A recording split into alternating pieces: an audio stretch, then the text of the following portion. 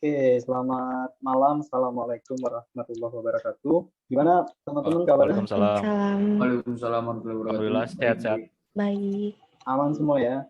Oke, jadi di kesempatan kita kali ini nih, kita mau diskusi kelompok nih dari mata kuliah birokrasi dan kekuatan politik Indonesia. Temanya kelompok kita dapat tentang birokrasi, tentang buruh dan pengusaha. Sebelum lanjut bahas lebih dalam nih tentang tema kita hari ini, perkenalan kelompok dulu. Dimulai dari saya dulu ya. Saya sendiri Trio Bagisono, dilanjut Mangga Rizal. Oke, nama aku Rizal, Muhammad Rizal Fauzan. Oke, mantap. Lanjut Alam. Halo semua, sebelumnya perkenalkan nama saya Muhammad Nur Alamsyah, biasa dipanggil Alam. Sedap. Oke, lanjut ada Ratu. Silakan Ratu perkenalan diri. Perkenalkan, nama saya Ratu Syifa Kentrimanik dan NPM 2020-3142. Sedap. Oke, Ratu aman. Kailif, silakan Kailif. Halo anjing, astagfirullah. Perkenalkan nama saya Khailif, NPM saya 2020371117. Mantap Kailif. Oke, lanjut ada Zahra, silakan Zahra. Aku Zahra Safira, NPM-nya 2020300158. Mantap. Terakhir ada Nabila, silakan. Halo, aku Nabila, NPM 2020300130. Oke. Itu tadi perkenalan dari kelompok kita. Sebelum bahas satu-satu nih, pertama saya mau jelasin dulu nih sedikit tentang pembahasan utama kita. Jadi ada 3 pembahasan utama, yaitu tentang birokrasi, buruh, sama pengusaha. Birokrasi sendiri teman-teman menurut Fritz Marx, seorang political scientist berkebangsaan Jerman-Amerikan, merupakan tipe organisasi yang dipergunakan pemerintah modern untuk melaksanakan berbagai tugas yang bersifat spesialisasi, dilaksanakan dalam sistem administrasi yang khususnya oleh aparatur pemerintahan. Nah, birokrasi sendiri itu punya beberapa fungsi, diantaranya itu ada untuk melaksanakan pelayanan publik, sebagai pelaksana pembangunan, ada juga sebagai perencana dan pengawas kebijakan. Nah, itu tadi sedikit tentang birokrasi. Selanjutnya ke poin kedua, yaitu tentang buruh. Untuk bahas definisi tentang buruh, kita merujuk pada Undang-Undang Nomor 13 Tahun 2003 tentang tenaga kerjaan, di mana di dalam undang-undang tersebut, teman-teman, tepatnya di pasal 1 ayat 3 dijelasin kalau buruh atau pekerja, tenaga kerja adalah mereka atau setiap orang yang bekerja dengan menerima upah atau imbalan dalam bentuk lain.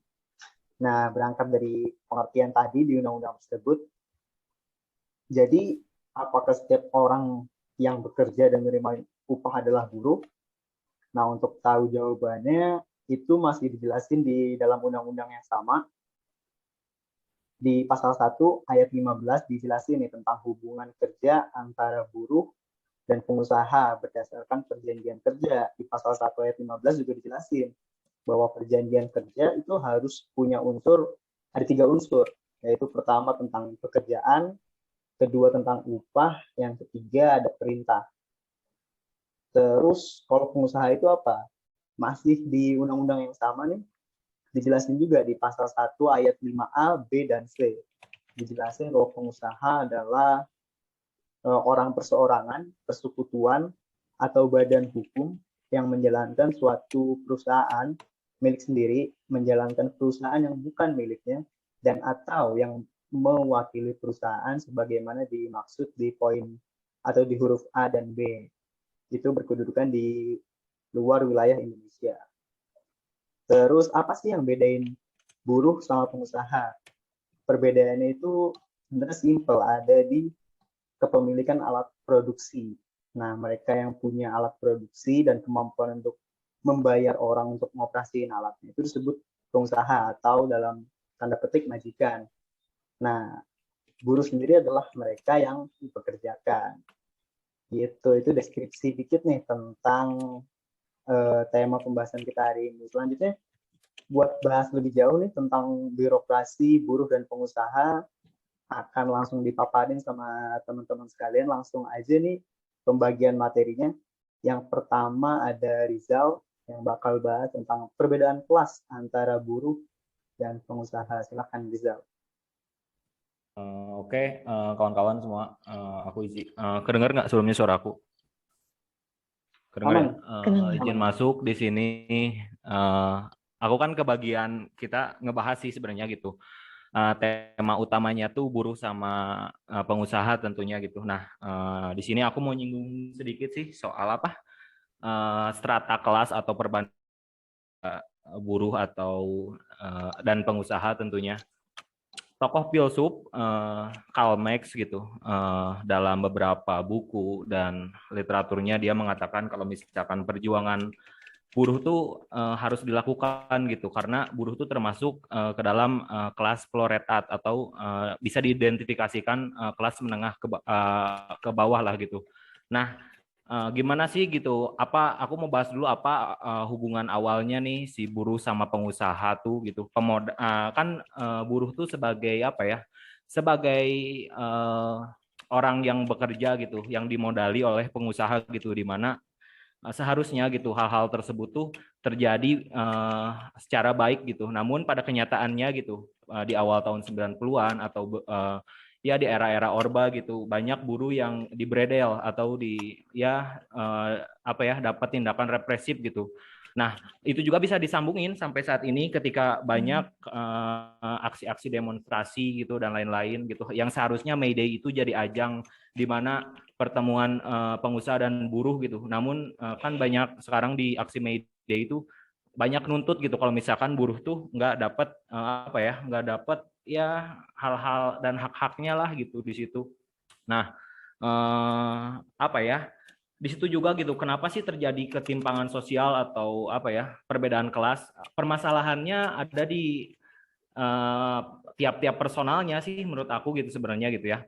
Karena sekarang gitu buruh gitu kalau nggak salah banyaknya buruh di Indonesia tuh hanya dapat upah aja gitu sedangkan kan seharusnya buruh tuh dapat kayak misalkan jaminan sosial gitu terus tuh tunjangan-tunjangan lain gitu nanti waktu pensiunnya harus kayak gimana gitu. Nah, hal-hal tersebut tuh nggak dijalankan dalam proses birokrasinya ya, berarti ada yang nggak jalan nih gitu di proses birokrasi antara si pengusaha atau bisa kita sebutlah gitu nggak apa-apa lah aku sebutnya ini agak anarkis gitu seorang kapitalis lah gitu karena ya itu kenyataan yang terjadi pada hari ini gitu di mana pengusaha tuh banyaknya yang sekarang kayak gitu mereka hanya memikirkan benefit tanpa memikirkan orang-orang yang orang-orang yang bekerja untuk mereka dapatkan benefit gitu kan itu juga harus diperhatiin gitu hal-hal kayak gitu tuh.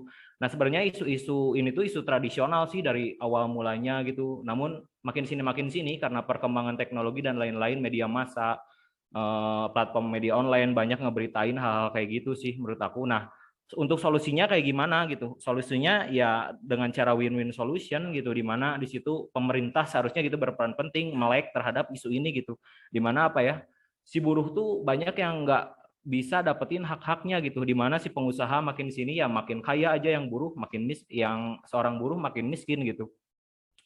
Terus dalam perkembangan zaman gitu nah orang-orang ini tuh gitu aku juga agak aneh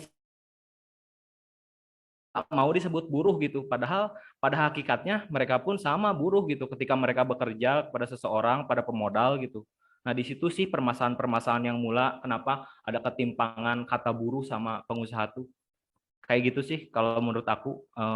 Gimana ada yang lain atau ini waktunya masih panjang nggak buat aku atau gimana kalau nggak aku mau lanjut nih gimana. Cukup keren sih, Cukup. luar biasa penjelasan dari Rizal ya. Itu tadi Rizal bahas luar biasa sekali tentang perbedaan kelas nih antara buruh dan pengusaha. Selanjutnya masih nyambung nih sama pembahasan dari Rizal tadi. Oleh Ratu akan dijelaskan tentang pengupahan buruh. Silakan Ratu. Baik, terima kasih sebelumnya kepada moderator. Saya akan jelaskan mengenai terkait upah buruh ya, yang mungkin kita telah mengetahui, yang telah dijelaskan sebelumnya oleh Rizal. Jadi ya kenaikan upah itu telah menjadi suatu isu yang selalu melekat ya ketika terjadi terutama aksi mogok kerja Serikat Buruh di Indonesia terutama. Kemudian pada pasca reformasi kenaikan upah juga memang menjadi isu strategis yang diperjuangkan gitu oleh kaum buruh dan terutama ini ya suatu isu kenaikan upah buruh itu menjadi memanas apalagi ketika berhadapan dengan negara dan juga pasar gitu.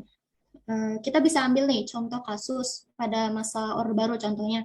Ada kasus yang kita telah ketahui yaitu kasus Marsinah pada tanggal 5 Mei 1993 dan itu tuh menjadi sebuah titik hitam bagi sejarah politik Indonesia itu yang menjadikan suatu gimana ya buruh itu menjadi tumbal antara negara dan pasar. Jadi di situ ada banyak penyelewengan ya di kalangan buruh gitu. Nah, kemudian ya dari kasus tersebut itu menjadi salah satu saksi bisu bahwa kejamnya negara dan pasar gitu dalam membungkam aksi perjuangan kaum buruh di Indonesia terutama ya yang menuntut kenaikan upah sebagai salah satu hak perburuhan. Nah, oleh karena itu ya jadi benar-benar untuk kenaikan upah itu bagi suatu buruh itu harus diperjuangkan itu sangat-sangat diperjuangkan oleh kalangan buruh. Dan Angkatan Bersenjata Republik Indonesia atau bisa kita kenal ABRI saat itu menjadi representasinya dari negara dalam merepresentasi kaum buruh. Kalangan pengusaha menjadi representasinya pasar untuk menekan pemerintah. Nah, jadi dari sini kita bisa lihat nih kalau selalu terjadi pertentangan antara buruh dan pengusaha. Yang keduanya itu sama-sama membangun kekuatan dan jaringan politik yang agar kepentingan mereka tuh bisa terjalankan dan terakomodir dalam proses pembuatan kebijakannya. Nah, jadi sehingga pertikaian antara buruh dan pengusaha ini membuat pemerintah kebingungan gitu.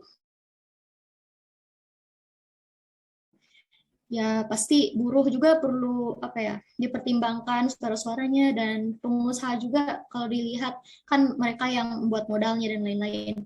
Nah, jadi kemudian ada lagi nih pada masa reformasi telah berhasil mengeluarkan suatu undang-undang yang sangat penting bagi buruh pada waktu itu yaitu Undang-Undang Nomor 13 tahun 2003 mengenai ketenagakerjaan.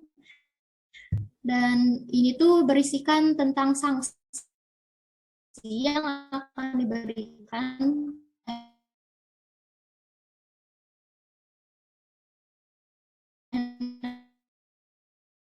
negara kepada perusahaan-perusahaan. Kemudian ada lagi Pak SBY yang pada waktu itu adalah reformasi ya. Terdapat isu tuntutan penghapusan kerja kontrak dan juga outsourcing yang mengalami momen pada waktu itu titik puncaknya adalah ketika gerakan buruh tergabung dalam suatu majelis pekerja buruh Indonesia atau MPBI. Yang pada waktu itu mereka menggalang aksi mogok nasional, mogok besar-besaran gitu. Yang pertama kali pada tanggal 3 Oktober 2012 di Jakarta tepatnya. Dan itu mereka menggalangkan aksi mogok itu untuk menuntut penghapusan apa? Penghapusan outsourcing dan tolak upah murah. Nah, jadi kesimpulannya di sini ya, ini permasalahan upah buruh itu ya masih menjadi isu yang selalu diperdebatkan dari masa ke masa. Jadi ya sekian dari saya, terima kasih sebelumnya. Oke, luar biasa. Itu tentang upah buruh ya yang masih jadi persoalan di Indonesia. Selanjutnya ini bahasan yang masih hangat banget belakangan ini ya, pembahasan tentang isu buruh dan kaitannya dengan UU Ciptaker yang bakal dipaparkan oleh Alam dan Kailif. Silahkan Alam dulu. Oke. Terima kasih Yoga sebelumnya telah memberikan waktu. Sebelumnya untuk membahas JKP ya. JKP itu kan jaminan kehilangan kerja. Nah, kalau menurut saya pribadi, jaminan kehilangan kerja ini ada sisi positif dan negatifnya masing-masing, terlepas dari RUU Cipta Kerja. Dan jika dilihat, JKP ini sisi-sisi negatifnya seperti buat apa seorang buruh membayar iuran mendapatkan JKP jika mereka setiap bulannya membayar iuran yang cukup besar pada pemerintah. Jadi istilahnya tanggung jawab pemerintah kepada buruh ini kurang lebih tidak maksimal.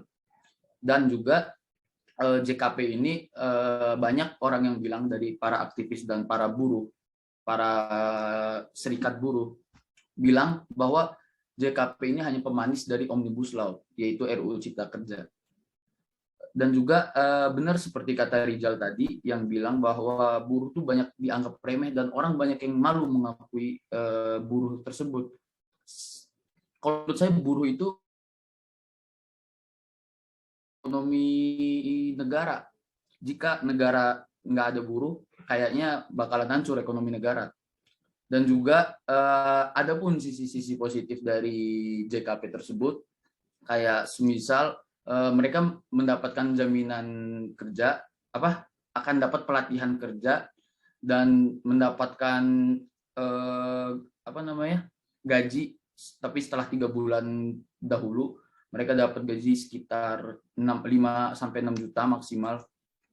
Ya walaupun terdapat banyak polemik dari isu JKP dan Omnibus Law ini yang dibilang JKP hanyalah pemanis dan sebagainya, tetapi pemerintah juga udah berusaha untuk mengatasi permasalahan-permasalahan tersebut.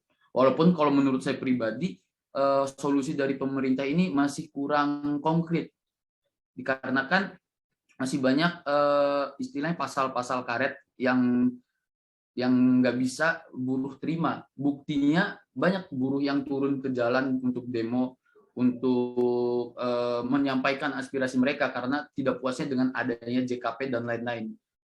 Sebenarnya bukan hanya JKP, ada juga jaminan kesehatan, kecelakaan kerja, hari tua, pensiun, dan lain-lain. Dan kalau menurut saya rekonstruksi Undang-Undang Omnibus Law harus lebih diperbaiki dan diperhatikan.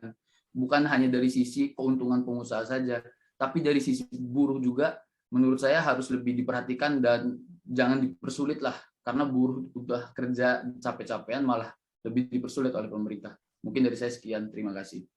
Luar biasa, Alam. Oke, langsung aja dilanjut oleh materi selanjutnya ya. Tadi bahas tentang Ciptaker nih, luar biasa Alam ya. Dari bahasan itu kita mau langsung lanjut nih.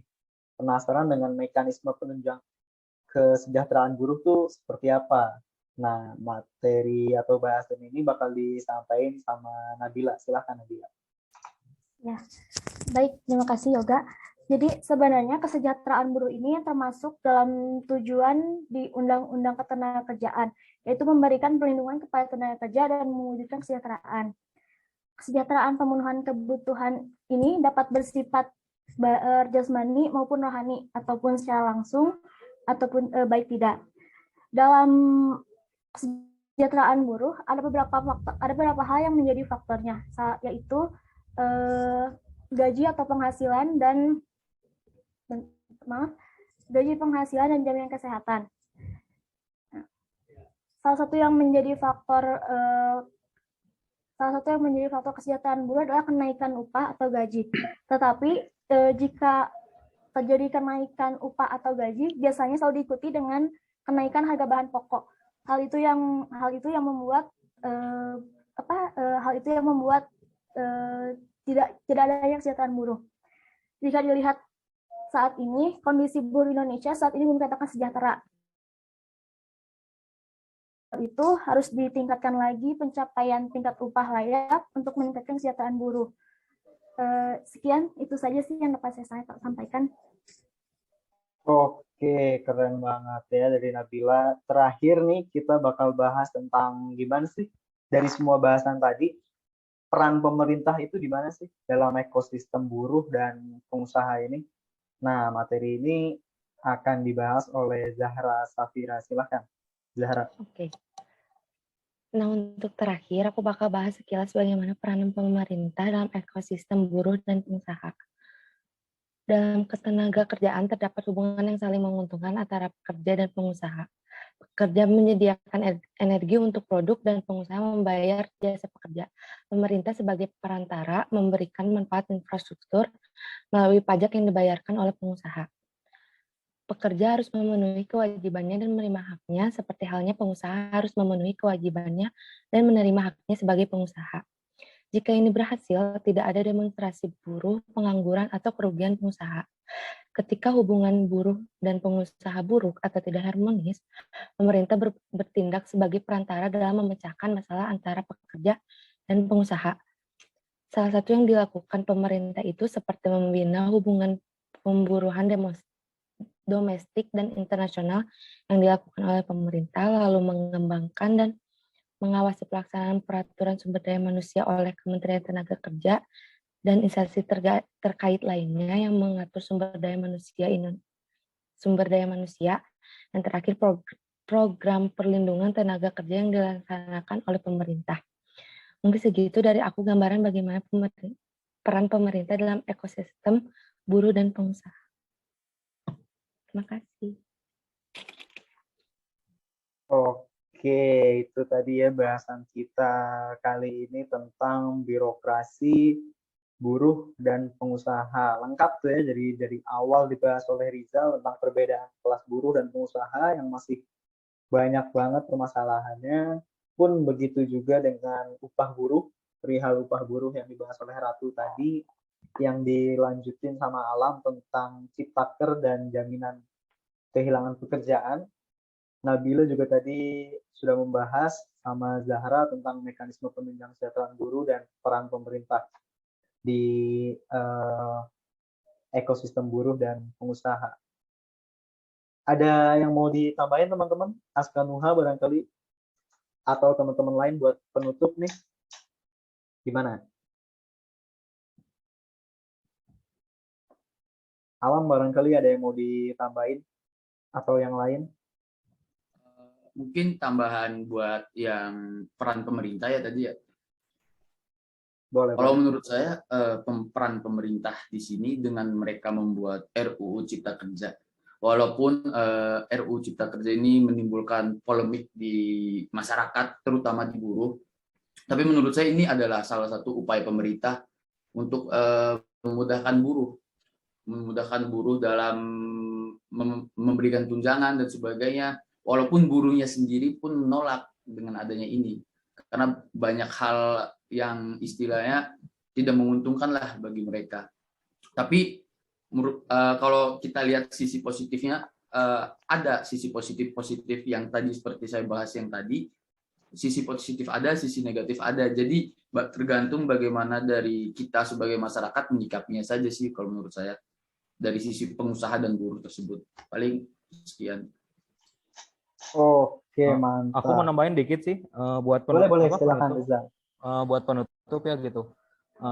Dalam penglihatan aku ya mungkin beberapa tahun terakhir atau aku lihat juga pemberitaan di media massa gitu.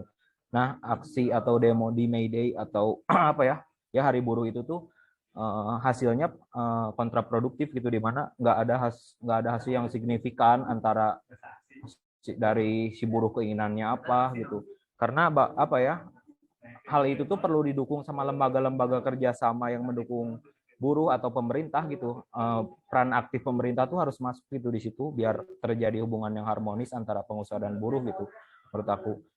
Dan pada akhirnya menghasilkan hasil yang win-win solution gitu, di mana buruh mendapatkan haknya gitu, terus para pengusaha atau pemodal lancar gitu dalam mengemban usahanya. Dari aku gitu doang sih. Oke, keren banget itu tadi closing statement dari Rizal ya, di mana Rizal menganggap bahwa aksi May Day, aksi buruh selama ini itu justru kontraproduktif, di mana pemerintah seperti tidak sinkron gitu ya, apa maunya buruh justru tidak bisa di deliver dengan baik gitu oleh pemerintah. Oke, luar biasa. Gimana teman-teman, ada yang mau nambahin lagi? Atau kita cukupkan diskusi kali ini tentang birokrasi buruh dan pengusaha? Cukup? Aman sih, cukup. Sebenarnya mungkin kita nanti bisa diskusi di luar forum ini mungkin ya. Benar, karena durasi juga ya yang mepet, karena ketentuannya 25 menit. Oke, terima kasih banyak teman-teman, luar biasa sekali. Terima kasih banyak atas sharingnya, atas wawasannya yang udah dibagi. Itu dia hasil diskusi kita hari ini tentang birokrasi buruh dan pengusaha. Terima kasih banyak. Sehat-sehat selalu teman-teman semua. Selamat malam. Wassalamualaikum warahmatullahi wabarakatuh. Waalaikumsalam warahmatullahi wabarakatuh. Waalaikumsalam. Terima kasih kawan-kawan Kredit semua. ini ya, ntar Mantap semua. kredit buat ini